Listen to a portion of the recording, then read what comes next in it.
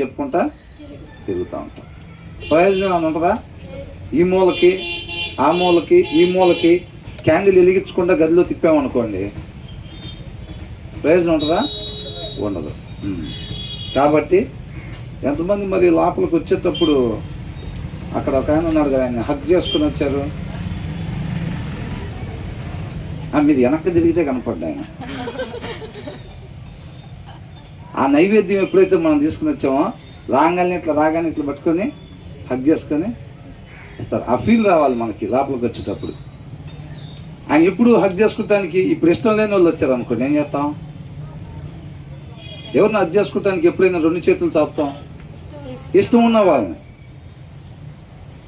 పరిశుద్ధమైన నైవేద్యం ఎవరైతే తీసుకుని వస్తారో వాళ్ళు రాగానే దేవుడు హగ్ చేసుకోవటానికి రెడీగా. మనం అట్లా సావాసం ఫెలోషిప్ దగ్గరికి అట్లా రాగానే 2 చేతులు చాపున్న దేవుడు రెడీగా ఉంటాడు, సంతోషంతో నవ్వుతో.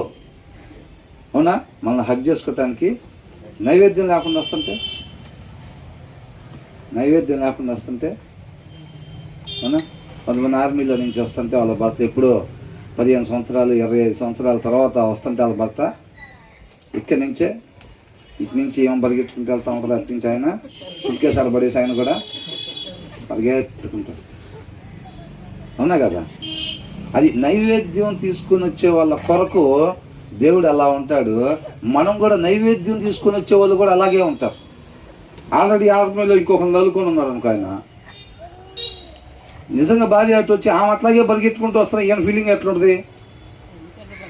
ఈయన పరిగెడతాడా? పాపం పరిగెట్టాల్సి వస్తే నిజంగా డౌట్ పడిద్దామో అని చెప్పి అప్పుడు ఎంతో బలవంతంగా పరిగెట్టే పరిస్థితి. ఆ హగ్గులో ప్రేమ ఉంటుందా? ఉండదు అసలు. అర్థమవుతుందండి? మనం కూడా దేవుని చిత్తాన్ని నెరవేర్చకుండా పరిశుద్ధంగా జీవించిన జీవితం జీవించకపోతే అక్కడ ఆయన ఉంటాడని తెలుసు. మనం కూడా ఎట్లా వస్తాం? వేరొకరిని వ్యభిచారం కింద ఎట్లా పోల్చాడు దేవుడు? ఆయన చిత్తం కొరకు కాకుండా మన ఇష్టం కొరకు జీవిస్తుంటే అది వ్యభిచారం అంటున్నాడు. అర్థమవుతుందండి?